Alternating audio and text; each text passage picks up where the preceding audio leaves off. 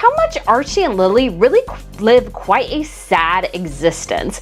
They are separated from their family, their heritage, their culture, so many different things, in the desperate and very toxic ambition of Meghan Markle. Is Meghan Archie and Lilibet's biological mother? No one is sure of the answer, but to my mind there are several things that don't add up. First, Harry seemed confused about how old the baby was when he talked to the press. Second, no reputable hospital is going to let an expectant father snort his way through a whole canister of laughing gas. Third, in the meeting with the Queen and Prince Philip, Meghan was wearing a white dress with a narrow skirt. Nobody I know who gave birth 48 hours before would risk a postpartum accident by appearing in public in a white dress. All we know for sure, because we have heard and seen it over and over, with our jaws dropping ever more open with astonishment, is Meghan weaving rumors, easily provable lies, and fabricated events, being deeply traumatized over a heater that briefly smoked and was quickly turned off, the 2-hour high-speed car chase in the 5 miles an hour gridlocked streets of New York, the photos of their children where it is never the same child twice. She never thinks twice about broadcasting this rubbish to the world. In my opinion, Meghan is an astonishing woman, but not in a good way. She tells ridiculous lies, gets caught out in them every time, and then either doubles down on them or weaves a few more. Some of the lies, such as the racism nonsense, have tarnished her so much that she no longer owns them. She instructs her minions to publish them instead. She must know by now what a well-deserved reputation she has created for herself as a liar, a bully, jealous, controlling, conniving, vindictive, but she does not appear to care. As they say, any publicity is good publicity.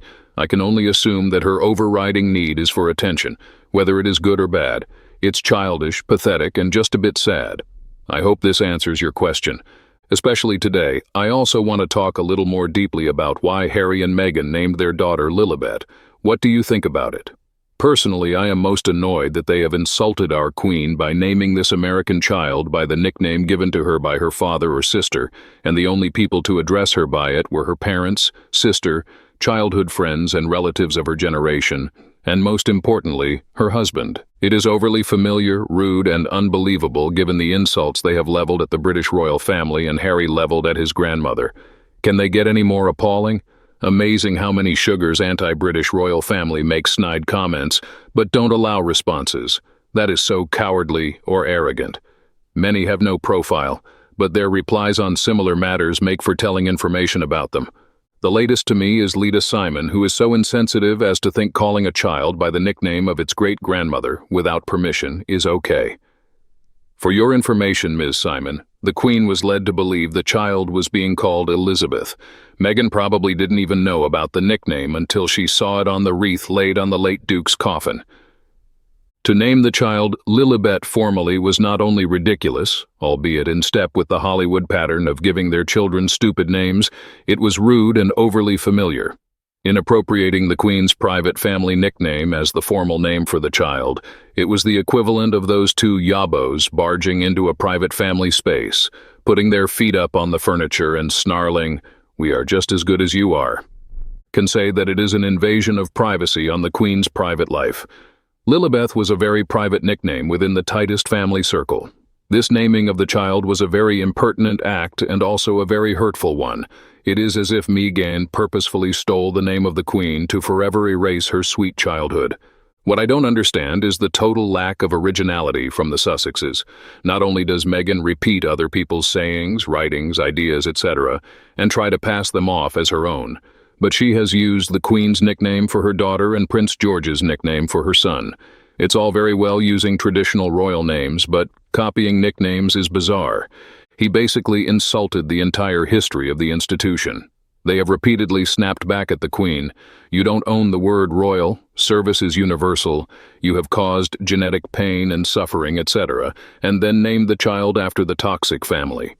The family made him work at the job, which is serving the public, he hated since his 20s.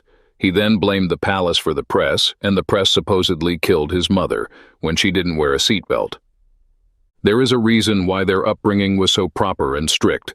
Looks like they were not strict enough with Harry, and that's why he turned out this way. No compassion for a dying grandfather, no compassion for a grieving grandmother and Prince Charles. It wasn't just Harry who lost a mother. They all just lost Prince Philip, my goodness. All about himself, headlines, and money. Yup, narcissists thrive on creating chaos and drama. They are destructive, yet look so harmless and innocent and are masters at victim playing. If they did ask, I fear the Queen would concede because she would not want to add fuel to the fire. If she said no, that would be all over the US TV via the likes of Gayle King in a very negative way. Prince Philip would have been most upset, I believe. In light of all that has taken place with Harry, Meghan, the Queen, and the whole of the royal family, naming their child with Her Majesty's very personal nickname is a gigantic, passive-aggressive slap in the face. Frankly, this feels like further proof that Meghan has no respect for Harry, Queen Elizabeth, the royals, or even Great Britain's customs or culture. And Harry has no spine or brain or is trapped in Meghan's narcissistic web. It's not sweet and endearing. This is hypocritical, selfish, disrespectful, tone-deaf, and wrong. There is nothing sweet about this. Meghan and Harry are just taking something they want for their own selfish reasons. The name Lilibet comes with too much meaning attached to it that they have no right to claim for themselves. It's an affront to Her Majesty the Queen. I reckon Harry wanted the world to know how close he was to his grandmother. You know, how he was tasked with making sure she had the right people around her, how she shared secrets only with him, how he was the favorite grandchild, blah, blah, blah. What better way to show the world how special he was than by claiming that Her Majesty was delighted that he chose the pet name so close to her heart for his daughter? Of course, she gave him her blessing. Blah, blah, blah. Bullshit. He loved her so much he couldn't be bothered to go and see her at Balmoral in her final weeks, knowing full well how ill she was and that it might be his last chance. Too busy. What a deluded, self-serving, drug-addled, pathetic excuse for a human being. I'm glad the palace has played the long game and is now revealing what Queen Elizabeth really thought of him. Revenge is a dish best served cold. Do you know that Harry and Meghan said they named their daughter Lilibet in honor of Harry's grandmother, who is Queen of the United Kingdom? I've heard that Her Majesty the Queen isn't that happy about it. If I were Queen Elizabeth, I wouldn't be too happy that my lying, recalcitrant grandson, who's not the brightest bulb in the chandelier, and his anorexic harpy of a wife, whose life is devoted to deceit and revenge, gave their daughter my private pet name. Would you? That name was used by the Queen's father. As Queen Elizabeth was learning to talk, she couldn't say Elizabeth clearly. It came out as Lilibet. Her father thought that was cute, and Lilibet became his pet name for her. After Princess Elizabeth married Prince Philip, she allowed him to use Lilibet. Considering that His Royal Highness Prince Philip hasn't been gone for even 3 months, I have no problem understanding that Lilibet is a name, that in all likelihood, she'd prefer not to hear used until the pain of her husband's loss settles down. I doubt Harry bothered to ask her beforehand. Some news services say he did, some say he did not. Several of Her Majesty the Queen's staff members say Harry did not ask because he knew how private that name was to her and that the request would have been denied. Harry and Mags registered it in California and presented it as a fait accompli. That certainly seems more plausible. To me, given that they trademarked the name 6 days before the baby was born and knowing full well the Queen had not given them permission to use it, they decided to once again cock a snoop at the royal family saying we can do what we like. And of course, it is a very pretty unusual name and they will be hoping to make money from it, hence they're protecting it. This reminds me of a spat they had when Meghan had been mouthing off and the Queen had spoken about a life in service. The Markle spat out service is universal and phoned a woman refuge. She went with a camera crew to hand over a donation. After she left, a remark was made that the donation might be used to repair a small part of the roof.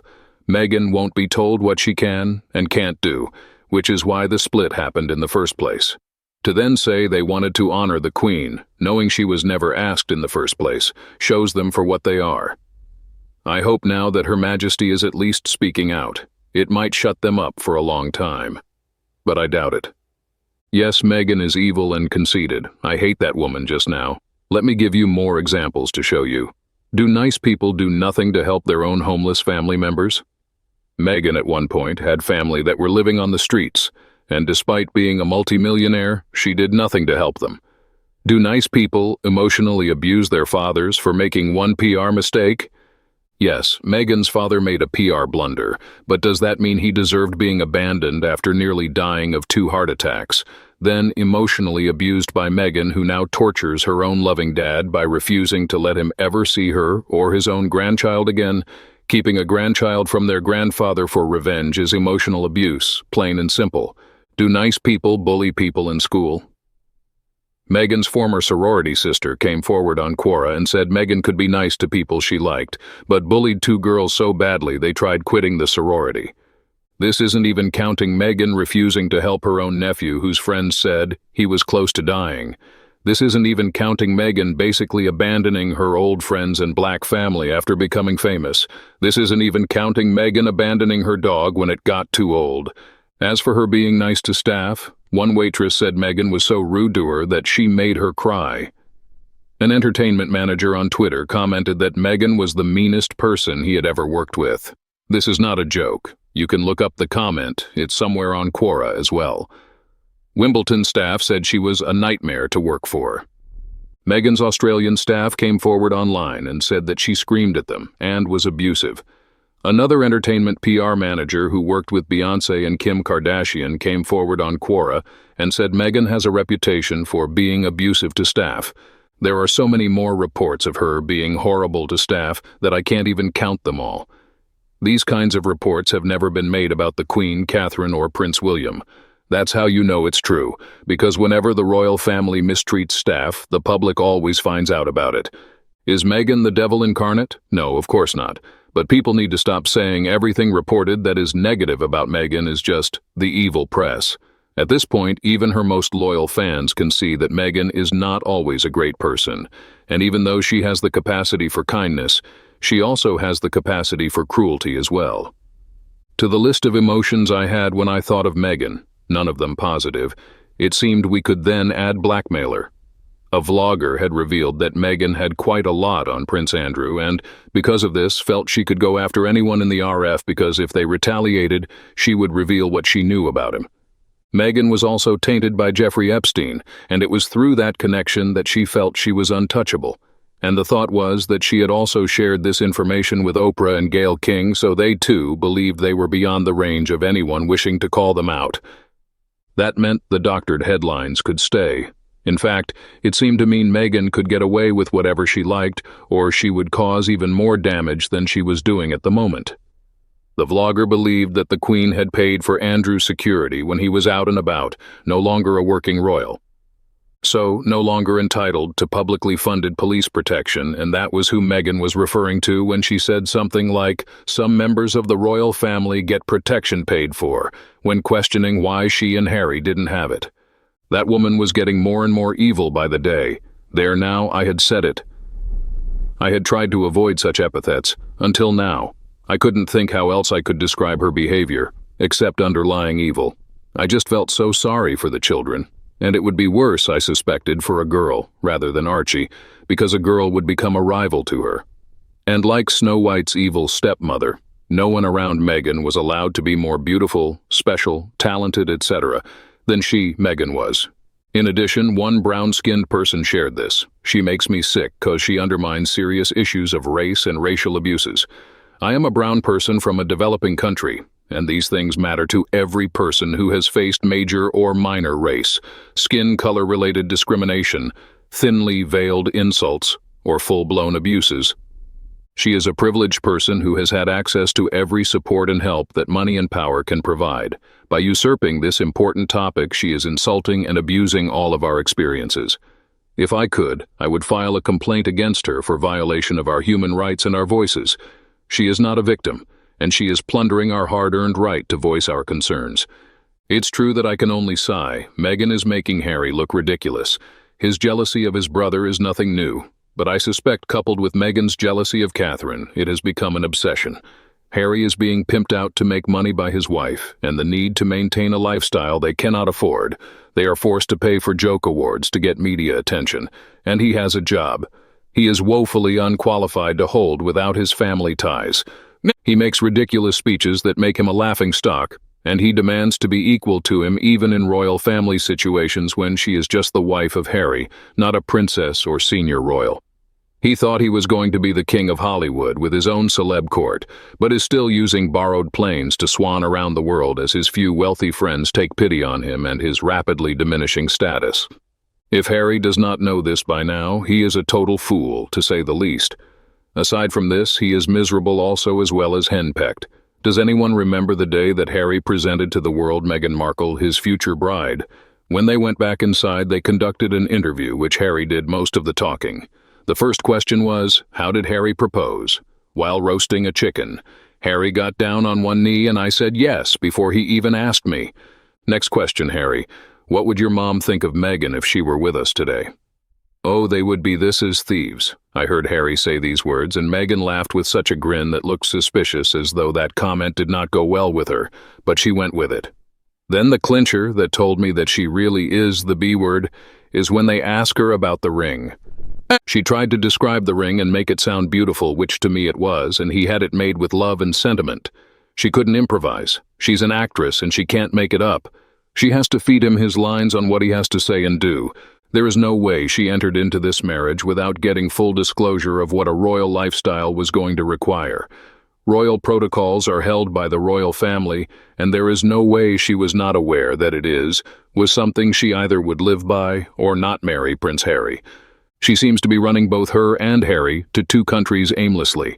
If the burden of royal life was the problem, then a life in Canada and Vancouver Island would be ideal for anyone, especially if they were paparazzi-phobic. They seem to not just be running away from the UK, but running away from themselves if that were possible.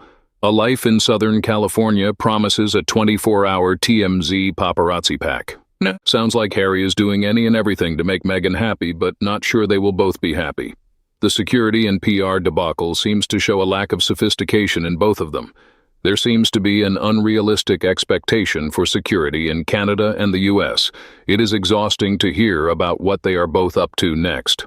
In a nutshell, from the moment Archie and Lilibet entered the picture, regardless of whether they were born or adopted, it appears that their existence is less about love and more about leverage.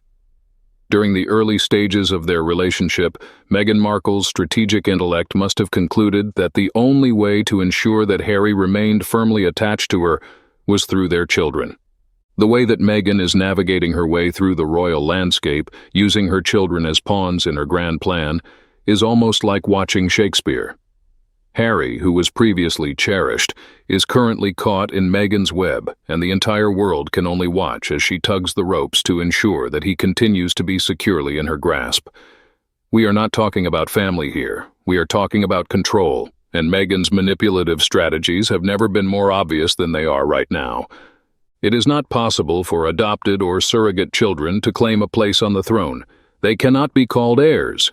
Regarding the utilization of those youngsters as references, Harry has made it his goal to be regarded as a man. Compared to his brother, the future king, he has a sense of inferiority. For the sake of creating the idea of family life, he is willing to allow himself to be exploited as a cat in order to capture mice. The fact that Harry is so envious of his brother has caused him to be oblivious to the enormous amount of harm that Meghan has inflicted on the monarchy. It would be my hope that in the not-too-distant future he will at long last be able to perceive the devastation that is all around him. Due to her lack of maturity, Meghan is lacking in both foresight and retrospect. It is mostly because of her position as the future queen that she harbors anger and envy against Princess Catherine.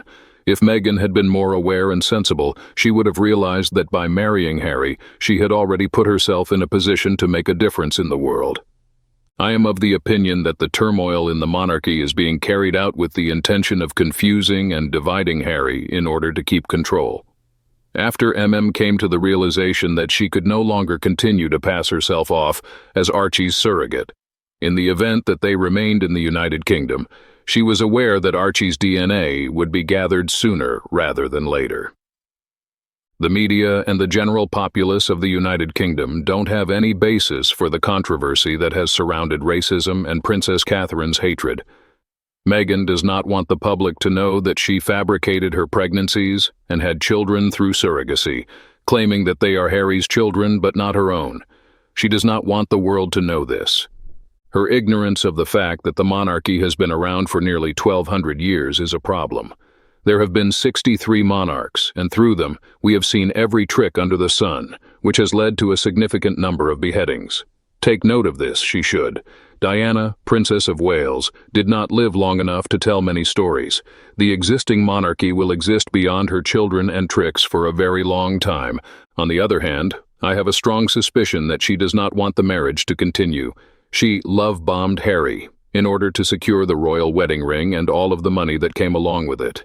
She believed that her life as Princess Henry would be primarily focused on gratifying herself when she became involved with Harry. When she discovered that it was everything but what exactly they had promised the Queen when they accepted to be the faces of the monarchy in the countries of the Commonwealth, she began to portray the royal family as cold, heartless, and racist individuals who drove her to consider suicide as a means of justifying her departure from the Commonwealth. The way she is currently utilizing Harry is that she is using him as her flying monkey, which is a term that is commonly used today. She is loading him with lies that make him upset on her behalf, and then she is releasing him. It is possible to find numerous footage of her with the moon bump crooked. The one piece of footage that has stayed with me is the one in which she is seen wearing a white wool coat and high heels, and bobbing down to pet a small dog while she is purportedly 6 or 7 months pregnant. Her posture, as well as the rate at which she sank and then rose again, was completely inconsistent with the stage of pregnancy that was supposed to be occurring in her. It was alleged by her father that she had undergone a hysterectomy prior to her date with Harry.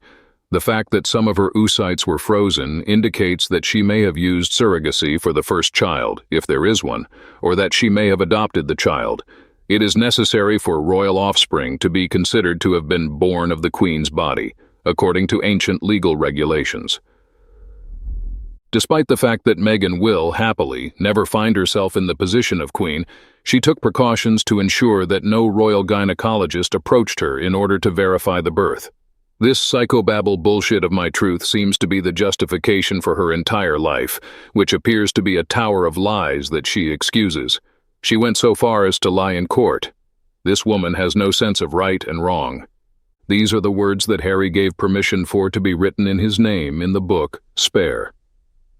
Regardless of the reason, my memory is my memory. It does what it does. It gathers and curates information in the manner that it deems appropriate, and there is just as much truth in what I remember and how I remember it as there is in so-called objective facts, an individual said. No one who is familiar with him or who has instructed him would ever expect that he would be able to put those words together or comprehend the significance of what they represent. In this particular setting, he would be unable to provide a definition for the word curates. My prediction is that we will be divorced in the near future, and it will be our fault as well. As the Messix fan club put it, we are the haters. And if they are unable to differentiate between hate and criticism, then they must be just as ignorant as everyone else. Isn't he going to have a significant increase in his income when he turns 40 later this year? Is it the half that Meghan has been waiting for all this time? It's possible that Anne will change the trust once more to 45, or she might place it in trust for the young ones. Initially, it was 40 cents.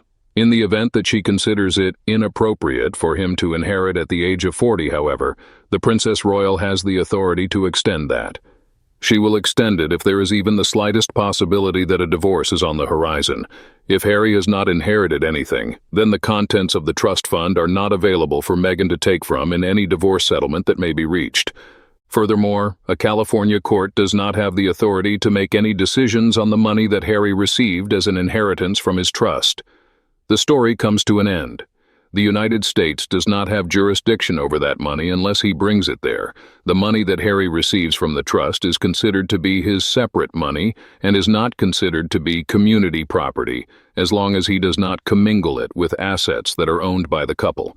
It is obvious that it could be taken into consideration when the court sets the amount of child support that he is required to pay.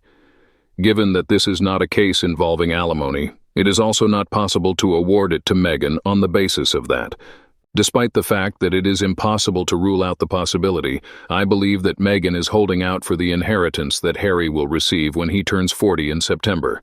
The money that Harry received as an inheritance from his trust is not subject to the authority of a court in California to make any decisions regarding it until Harry takes it to the United States. In the event that it is transferred to him from the trust and he decides to keep it in the United Kingdom, she will never be able to obtain it. Not only does it fall beyond the jurisdiction, but it is also Harry's separate money, which is not considered community property. Therefore, until Harry commingles this money with assets that are owned jointly by the couple, Meghan will not be able to access it. It is obvious that it could be taken into consideration when the court sets the amount of child support that he is required to pay. Given that this is not a case involving alimony, it is also not possible to award it to Meghan on the basis of that. She is going to make an attempt to extort the money by making threats that are very subtly intended to shame him and the rest of the family. When she sees fit, this woman is not afraid to play hardball. Sadly, Harry is in such a fucked state. If they decide to adopt the children, then that is the case. We must put an end to the lies. I have a feeling that she is trying to use the children as leverage to get more money from King Charles. In spite of the fact that he is Meg's in-law, King Charles is not financially dependent on her and owes her no money. Despite the fact that she is Harry's error and only Harry's mistake, all of the money that she has stashed away was a marital funds information statement subject to marital assets, and according to the law, he is entitled to get half of it, because it is not a one-way street. The one piece of film that stands out in my mind is of her stroking a tiny dog while wearing a white wool coat and high heels. She was apparently 6 or 7 months pregnant at the time.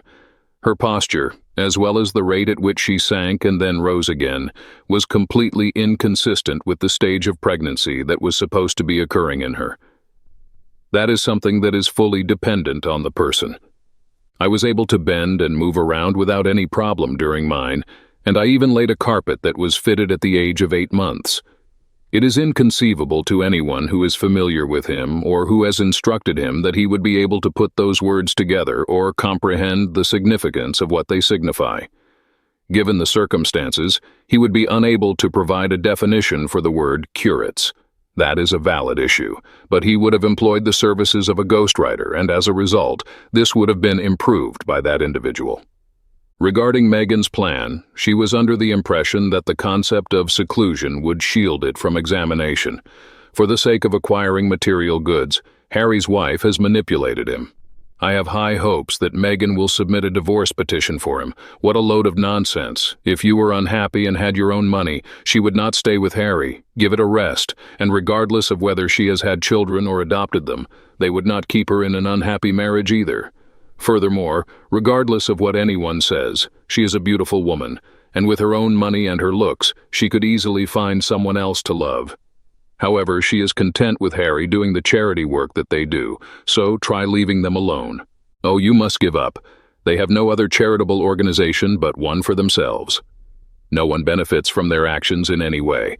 How come neither Harry nor Meghan are helping out the people who are being mistreated by the charity that he was the president of? Do you remember African Parks? If they are so charitable, then why are they not getting involved? Despite the fact that he is still on the board of it, the abuse is still going on. Instead of coming on here and screaming about how amazing and charitable these two devils are, you should refrain from doing so. They are quick to hop on every bandwagon, but they refuse to confront this issue or assist any of those unfortunate items. That's both of them. Everyone is aware that the work they claim to be doing for charity is actually a hoax. Aside from that, she is not attractive. In terms of her physical appearance, I will concede that she is generally attractive, but she is a misery to interact with. Her dissatisfaction with the current state of affairs is evident in the manner in which she treats Harry in public, despite the fact that a significant portion of the situation is a result of his own weakness. The director, Andrew McCarthy, has come out with a documentary named His Brats, which raises questions about the story surrounding Meghan Markle's pregnancy with her first child, Archie. This unexpected finding has surprised both the media and followers of the royal family. McCarthy's documentary, which has been greatly anticipated for its exposés of a considerable number of famous figures, has caused a whirlwind of controversy, with the Duchess of Sussex being the primary target of the uproar. A number of recently unearthed pieces of evidence and statements from individuals who remain nameless and are purportedly associated with the royal family are included in the video. Furthermore, it contains medical documents and expert analysis that cast doubt on Meghan's pregnancy. notably with regard to the birth of Archie in May of 2019. The claims brought against McCarthy are centered on the apparent differences that have been observed in Meghan's public appearances when she was pregnant, notably the size and contour of her bump. McCarthy believes that these inconsistencies may indicate that Meghan is not genuinely carrying the child, but rather that she is using a surrogate to perform the pregnancy. Despite the fact that the documentary does not have direct access to Meghan's medical records, it asserts that it has first-hand knowledge that is in direct opposition to the official narrative. McCarthy incorporates interviews with medical doctors who remain anonymous and provide their professional judgments in support of the assertion that Meghan was not pregnant with Archie. On social media platforms such as Twitter and Reddit, where disagreements on the findings are fierce, the release of McCarthy's documentary has provoked a significant amount of reaction. Many individuals have been dubious about Meghan's pregnancy for a considerable amount of time, and some of them have even added, "Finally, the truth is coming out." In response to the charges that were presented in McCarthy's documentary, Meghan Markle and Harry have not yet provided a public response. On the other hand, sources close to the couple have stated that they are contemplating taking legal action against McCarthy, saying that he has violated their privacy and defamed them. Throughout their relationship, Meghan and Harry have been known to strongly defend their right to privacy. In the past, they have also filed lawsuits against various media sites for inaccurate reporting and harassment. Since Meghan and Harry declared their intention to stand away from royal duties at the beginning of 2020, they have been surrounded by a multitude of challenges and scandals. This most recent incident is just one of the many that have surrounded them. It has been difficult for them to maintain a link with the British royal family, which was made even more difficult by their dramatic appearance on Oprah Winfrey, during which they made numerous allegations that were extremely damaging to the institution. The allegations made in His Brats have the potential to have far-reaching implications, not only for, but also for as well. The first and most important question is why there is such a high level of secrecy around the individuals who were publicly funded by the British government to deliver Archie. But let's be honest, both of the two leading obstetric gynecologists who provide their services to the royal family at no cost were captured on video as they departed the palace looking bewildered. Meghan declined their offer to provide her with their services. So, could you just tell me who truly delivered Archie? There should be a demand made by the British taxpayers who paid the bill to investigate the medical expenses, which include the champagne head wedding, which was also invoiced to the government and cost thousands of dollars. There are many who believe that Meghan's weight gain after her pregnancy is typical for the development of baby fat. Well, that's all for today's video. Thank you very much for watching our video, and I want to know what you think about these issues. Please express your opinion in the comments below. Hope you will always be cheerful and happy. Don't forget to support us by liking, sharing, and subscribing to the channel. Goodbye and see you again in the next videos.